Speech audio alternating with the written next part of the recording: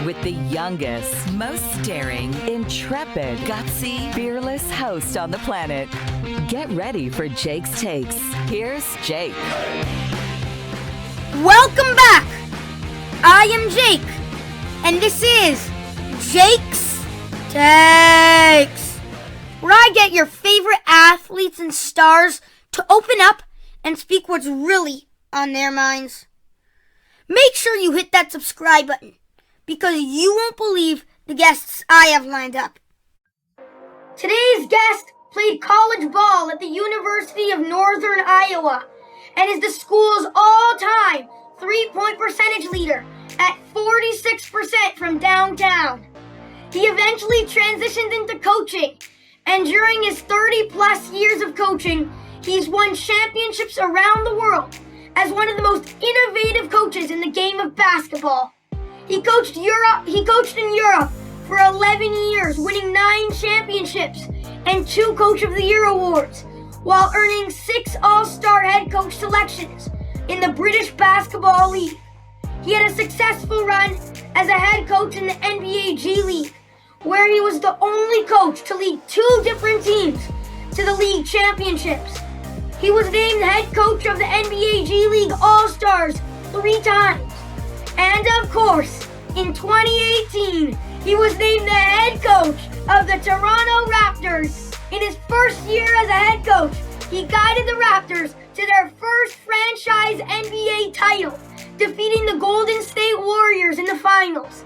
He became the 9th head coach in NBA history to win a title in his first season and was named NBA Head Coach of the Year. He also earned honor of coaching Team Giannis at the 2020 NBA All-Star Game in Chicago. It's my absolute honor to welcome to Jake's Takes, Toronto Raptors head coach and NBA world champion, the man we all know and love, Coach Nick Nurse.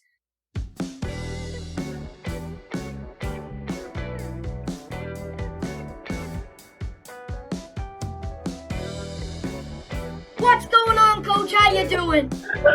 Not much, Jake, man. It's great to be here. That was a heck of an introduction, man. Thanks for that. Appreciate it. No problem. How's your family doing? Family's doing great. They're all happy down here. We're still down in Florida. We, got moved to Tampa, and we're still here, but we got the Canadian national team in the gym now starting practice, and we're excited to be doing that. Wait, Coach, let me just get this straight. In the bubble, you were in Florida. Last season, you were in Florida. Now you're in Florida. Seems like we the South. It is. We actually call it OVO South. Our practice facility, as you know, is called the OVO Athletic Center, and it's OVO South is our practice facility here. We're looking forward to coming home, though. Trust me, we can't wait to get back up there this fall. I can't wait. On a plane in front of fans like you. That's for sure. I gotta ask you, what's it like for a coach whose team isn't in the playoffs? Do you just sit back and enjoy the basketball like us regular fans? Yeah, it's not very fun. I don't like not being in the playoffs, Jake. You kind of always watching those games and thinking, man, we could be there. We could beat these guys. We could beat them. Well, we ought to be in this game playing them. But yeah, it was a tough year for us this year, one we weren't used to. But we'll be okay. We're looking forward to getting a good lottery pick and getting things back on track next season. I'm actually really excited for that lottery pick. It's fun, right? Yeah. It's fun. It's not something you want to do all the time, right? It means you haven't had a very good season, but it is kind of interesting and exciting. We haven't been in that in my 8 years in Toronto. We haven't been in the draft lottery ping pong ball scenario, but we're looking forward to it next week for sure to see what pick we get. Yeah, it's very exciting. So I got a bunch of topics to talk about with you. You ready? I'm ready. Let's do it. The Phoenix Suns are in the playoffs for their first time in 11 years now. And now they're in the conference finals. I knew they would be good last year because of the way Devin Booker played in the bubble. But this team's a hard team to beat. They beat the Lakers in 6 games and the Nuggets in 4 games. 2 great teams who, yes, they did have big injuries, but I still think they're the real deal.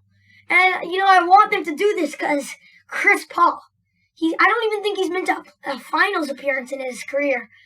I really hope he gets this finals. What do you say about Phoenix? I say I like him a lot too, and I'll tell you why. And I really, first of all, they added Chris Paul. They did a really nice job of getting a few veteran bench players. Ayton really got in shape. They got a great bunch of wing players. Obviously, Booker's big time, as you already mentioned. But here's my Chris Paul story. Chris Paul has a little book for kids, right? And I had it, and my son Leo liked me to read it to him a lot, right? And when we played against Chris Paul the last time he was in Toronto with OKC, I brought the book and I gave it to one of the assistants and asked if they'd take it over to his locker room and have him sign it for my son Leo. And he did. He did it, and during the game, he came over to the bench during a free throw, and I said, "Hey, man, thanks for signing the book." And my son's a big fan, and he actually wrote in the book, "I'm a big fan of your dad, Leo." So that was kind of cool connection to get with him because he is an awesome player. And I don't know, I guess if we got to pull for somebody out of the West, it might as well be Phoenix, right? Yeah, Chris is such a nice guy. Actually, maybe late, I think December of 2019, I sat courtside next to the Thunder, and Chris came over to me to take a picture. It was awesome. Probably the same game that I got the book. Yeah, so probably. Nice guy, right? Nice guy. Yeah, he was an amazing guy. Yeah. Actually, I think Shai Gilgeous-Alexander's father was actually sitting like a few rows behind us. Yeah, good. Man, Shai's a good player, isn't he? Yeah. By the way, Coach, who do you have in the finals? I had the Suns versus Sixers from before the playoffs, but since Joel went down and everything, who do you see in the finals this year? It's blurry. You can change your mind about every day, can't you? The way it's going, I tell you what, it has been a wild playoffs. What about all these comebacks and guys going out injured and the other team still winning and all that kind of stuff? I'll stay with you. I'll go with the Suns, and I'll say I'm going to say Brooklyn out of the East. Wow. Brooklyn. I mean, I get it, because Durant's performance in Game 5, I've never seen a better game. I've honestly never seen a better game. You know what? Durant's like one of the handful of guys that's almost impossible to guard in this league, and it's all based on his shooting and his size. He just, no matter how well you guard him, he's still so tall to get up over the top and get his shot off. As we saw the other night, man, what a performance! When he's healthy, he's about as tough as they come. Yeah, do you think he's more unstoppable than Giannis, or? I do a little bit. I think again, he's just such a great perimeter shooter. He can really pile up the points fast from behind three. Can always get his shot off. I mean, listen, you need about three guys to stop Giannis. That's the hard part of stopping him when he's coming downhill with all that size and speed. But close. But it's harder for us to guard KD usually. One of my favorite moments was back in 2018-19 when we won the finals. I was watching the Raptors, I think maybe Game 3. We were playing the Bucks, and Kawhi hit Giannis with that left-handed gem. And everybody I was watching the game with jumped up and went, okay, Kawhi. I hear you. That was one of those bench explosions, right? Every guy off our bench just exploded out onto the floor on their feet, and that came out of nowhere. You're right, but that was kind of the start of Kawhi meaning business for the rest of the playoffs, I think. Wait, who jumped more, the bench when they saw that dunk, or Danny Green when he saw Kawhi go, ha, ha. I tell you what, I thought that was like one of the funniest things I've ever seen in my life when Kawhi did that at the parade. I seriously, that was like the funniest thing ever, man. So thanks for bringing that up. Actually, this league has amazing up-and-coming youth. Luka, Devin Booker, Donovan Mitchell, Joel Embiid, Giannis, Jokic, John Morant. The future looks bright, no? Yeah, for sure. So many of them, right? It's like the superstar list seems to be growing and growing and growing. And you're right, they're younger and younger. It seems like these guys can really play. man, it's really, I think it's awesome for basketball. It's not that awesome for the coaches that have to try to stop these guys, because it seems like every night we're seeing one of those guys you mentioned, and it gets tough out there. Trae Young, there's so many of them, right? The league's in great shape. My dad actually hates on Joel Embiid. He says he has the skill, the size. He says he doesn't have the killer mentality. And last night he was all up in my face. Oh, Joel, he blew it. And I said to him, no, it was not Joel. In the second half, Joel and Seth Curry had 36 points combined together, and the rest of the team had 6. They missed a bunch of dunks too. How about that? I think Simmons missed a dunk. Howard missed a dunk. Right when they really need those baskets like that, keep you ticking over. You're right. There's always, usually you think about our championship, there was such huge performances by all of our other guys. Freddie had a huge game here and there. Pascal had a huge game. Serge had a huge. Kyle had a huge. You do need those other guys around the superstars to. It doesn't have to be the same guy every night, like we proved. It can be any of them, but you're. I don't know what you call them, the role players or secondary players around the superstars have to perform, man. That's for sure. And so my dad said to me, he's like, no, Joel is Joel. And I said, now you know why I got the podcast with Coach Nick Nurse and not you. You tell him, Jake. You tell him. Yeah. Anyways, back on topic. I think Joe was actually the second best performer although it was just the first round, but I think he was the second best player in the entire playoffs. Who, Joel? No, Ja. Oh, Ja, yeah, he's good. He's great, and they're gonna grow as he grows. He's super fast, can score, all that stuff, and again, they've got a pretty young team that they're building with him. I would imagine they'll probably take a page out of our book at some point and try to get him maybe one more veteran star to go along with him, and then they can take a big leap forward. But he's really great. He's got the hops too. You got the speed, yeah, man. I think they're the team that leads the league in fast break points and transition points. So he really gets the ball up the floor, and you're right, he can get off the floor too. Him and Dylan Brooks. Yeah, indeed. Since I mentioned Luka, actually, I got to talk about him. Okay. He shoots 40% from 3 nowadays. That was like his only one thing anybody would say was his weakness. He scores at will. He's just calm. His court vision is so good. And I actually remember Stephen A. Smith, the year that Luka was drafted, 2018. Stephen A. said he was too slow and he'll never be a star in this league. Stephen A., is he still not a star? Is he still not a star, Stephen A.? Hey, did you ask Stephen A. on the podcast about that? No, unfortunately I didn't. But that's nice of you. That's good. Treat your guests good, Jake. He's a big-time star, and he is a hard to handle because he's so strong and so skilled. And you're right, he bombs those threes in now. And the biggest thing, I always got these levels of three-point shooting. Not only is he really good, he's a guy that makes clutch threes. Yeah. The highest level of three-point shooting is, can you be a guy that makes the clutch ones that wins games? And he does that all the time. Yeah, he's actually an insanely clutch player.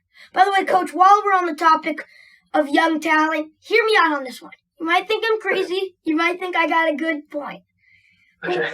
I was only 4 when Kawhi won the Finals MVP for the Spurs. Apparently, he was the 3rd or 4th wheel on that team, behind Tim Duncan, Tony Parker, and some people say Manu.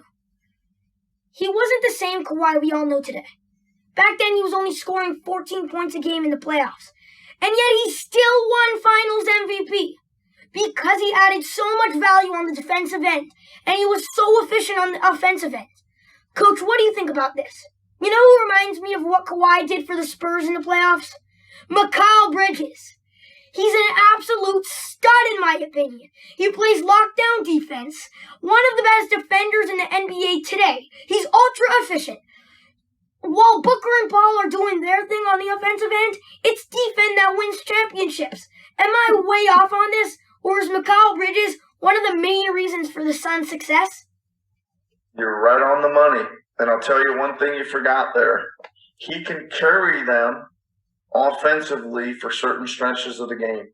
Like, they'll just start going to him and going to him and going to him, and he'll pour in 8, 10, 12 of their 16 points or something, and that is valuable in the playoffs. So he can take a little bit of load off Booker, take a little bit of load off Paul. They go to him for certain stretches. Three-point shooting's deadly, and like you said, he defends the best wing player every night too. Okay, I got the head coach of the Toronto Raptors 2019 World Championship on my podcast. So I gotta talk some Raptors ball right now. Obviously, this was a very hard year, like you said. It was a struggle from the get-go.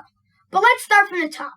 I understand you're ready to drop some huge news today for all the listeners on Jake's Takes about Masai's future with the team. So the floor is yours, Coach. Masai is our president, Jake, and all I know is I love working with him. We got a great relationship. He's fully invested every single day. To me, it's just a matter of dotting I's and crossing T's, and I hope I'm right on that. How about that? Yeah. But seriously, now that I have the chance, I gotta thank you for giving me the experience, the best experience a sports fan can have. I got to witness my team win a championship, and the job you did coaching this team was remarkable. So thank you, Coach. You're welcome. I was just doing my job, Jake. Just doing my job. They hired me to win a title, and I'm just doing my job. The title belongs to the players, though, not to me. Remember that. You know, we actually have a nice core with Kyle, if he stays, obviously, yep. Pascal, Fred, OG, and the addition of Gary Trent Jr. He looked awesome since coming over. What do you feel about what the Raptors need to focus to get this team back where they were in previous years? Yeah, well, we still probably got to get our center position solidified, right? I think losing Gasol and Ibaka was a big loss, and I think we need to make sure we get our depth. One way or another, we can improve our depth. Either some of our younger guys develop, or we go out and get some veteran free agents. So it's not a million pieces, as you know. Even this year, you know, before our unfortunate COVID outbreak, we were up to 4th in the East, and we just beaten Brooklyn and Milwaukee twice in Milwaukee, and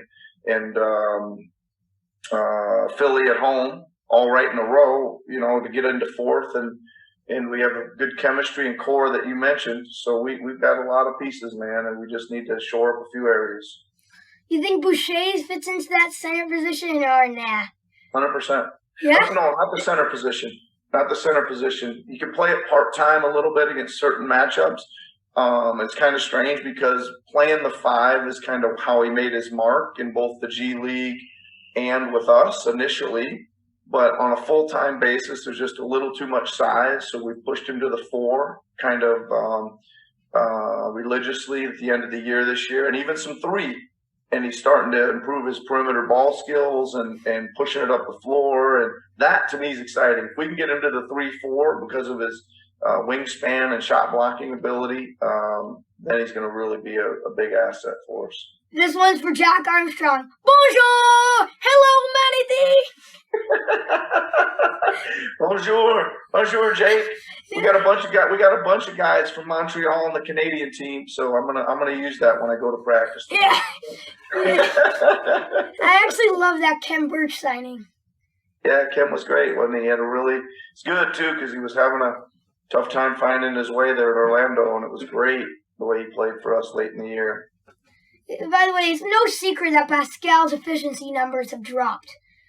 What can the team do to get Pascal back to what he was? Past few years, he was like 36, 37 from 3. And this year, he was 30. And in the past few years, he was like 60% from the field. And now he's like 50. Well, we got to get back to, the shooting part of it is just the mechanics are good. He's just got to get back to feeling his confidence and feeling his swagger a little bit from behind the line. The rest of the shooting percentage, he's got to do what he did to get there originally. Got to get easy baskets, get out and run, get some putbacks, drive it hard to the hole, use that super spin move that he's got to get right to the front of the rim and be super aggressive. But he'd be fine. He started playing really well late in the year. Strange year, right? Guys has some tough scenarios to play through, the bubble and down in Tampa and all that kind of stuff. But I have all the confidence in the world in him. I think he's a great Raptor and is going to be even better next year than he's ever been. How's his shoulder, by the way? It's okay. He had surgery a couple weeks ago. He's going to be out for 4 or 5 months. But I think he's feeling pretty good. I just talked to him a couple days ago. That's great. Okay, what's it like going from coaching a championship team, winning Coach of the Year, and being on top of the world, to now coaching a team that's really struggled this past year? What are the challenges for you as the coach going through this transition? Well, it's not much fun. First of all, you get used to playing at a high level and being relevant in the playoffs and all that stuff. But again, I think it's not like we're in a total rebuild and we're a million miles away. We expect to get right back to where we've been this season. So a couple pieces here and there, get back to work, get these guys some time off and some fresh minds and fresh bodies, and we'll be ready to go. Well, I mean, we are pretty far because we're in Tampa. Well, we're a little ways away from coming. Like I said, I can't wait to get home, though. We'll be back. We'll be back ready to go in September, okay? Yeah, I really hope so. I want to see us in the playoffs this year. Let's go, boys. Come on. We'll be there, Jake. Perfect. So I got to ask you about Kyle Lowry. I love him, and I hope he stays in Toronto. Greatest Raptor ever. But I'm just wondering, what was the logic in not trading Lowry? You're going to have to ask Masai to come on your podcast right now. obviously, I just think that, again, there's you got to think about the best decisions for the overall organization. And at the time, I think, there's thousands of trade scenarios that get put on the table, and very, very few of them happen. Very few. And I guess it was a deal that they didn't like what they had. Right, they didn't like what they had, so we were happy to keep him. I love him, man. He's plays so hard, and like you said, greatest Raptor of all time. We'll see what happens here this summer. Right now on Jake's Takes, it's time for some rapid fire. I'll ask you a bunch of short questions, and you answer them as quick as you can. Deal? Let's do it. Let's go. Who's tougher to play against? Bam Adebayo or Draymond Green? Draymond Green. Favorite road building to coach in? Madison Square Garden. Percent chance that the Raptors would have repeated if Kawhi stayed? 99.9. Which player on the Raptors has the best singing voice? Coach Nurse. Wait, player. You said player. Darn it. Who is it? I don't know. I'm going to say Pascal. If you can have any coach from the past sit on your bench as an assistant, who would it be? Phil Jackson. Who's more integral to the Raptors' success? Drake or Superfan? It's a tie. Nikola Jokic or Joel Embiid? For what? Who's better? Yeah. I don't know. Embiid. When you were fined in March for throwing your face mask, who informed you about the fine? I think the league office. By the way, obviously you were fined for that. You were the only nurse not wearing a mask. Good one, Jake. Good one. Which arena has the best visitors' locker room? Detroit. Would you consider having a super talented, outgoing, fearless 11-year-old give the Raptors a pregame pep talk? 100%. Let me go find my friend. If you weren't coaching in the NBA, what would you be doing? Probably, I don't know, probably be a professor somewhere at a university. How many threes would you hit out of 100 chances? Me? Just in the gym, like, by myself, or? Yeah. Over me. Over you, 87. Coach Nurse is a rapid fire champion! That was just a stellar performance! You should now be labeled a 2-time champion, Coach!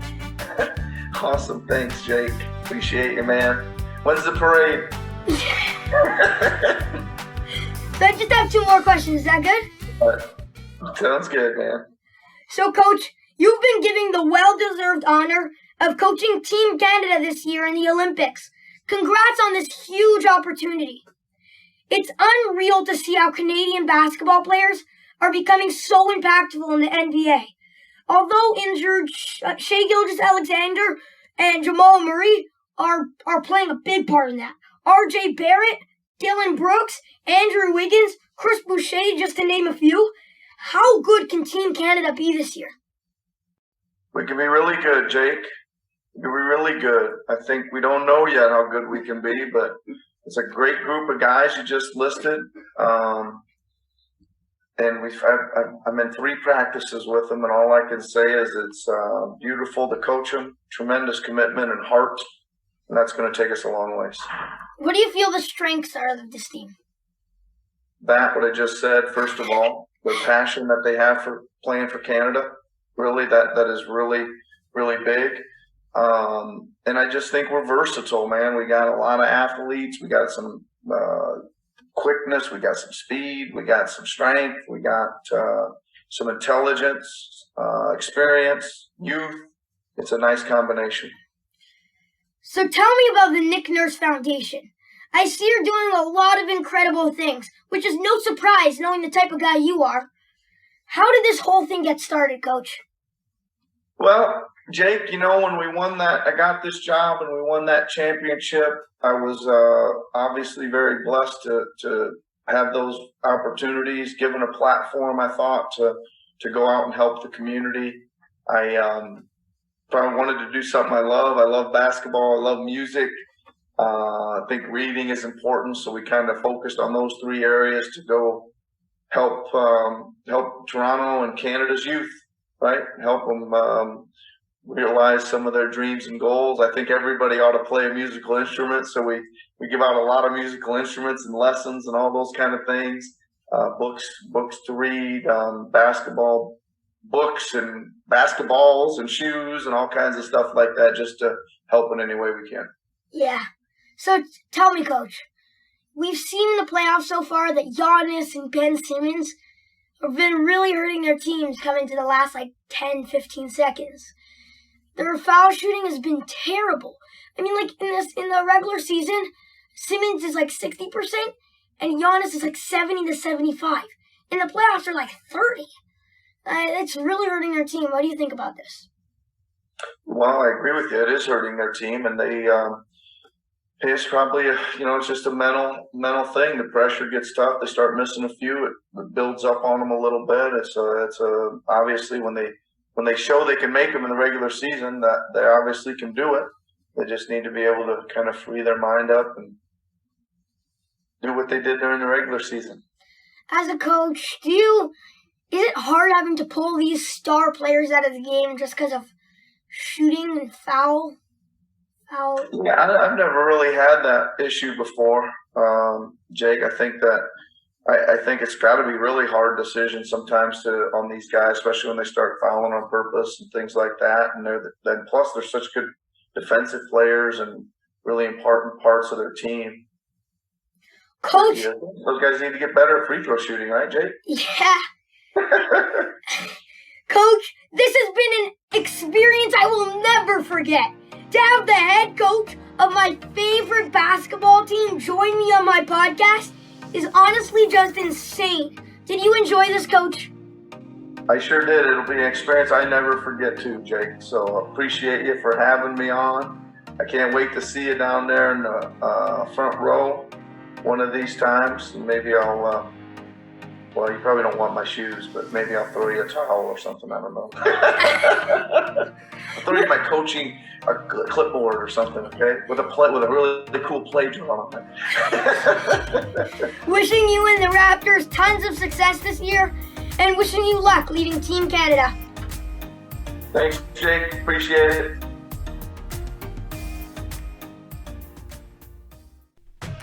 Hey guys, you won't believe the guest I have next week.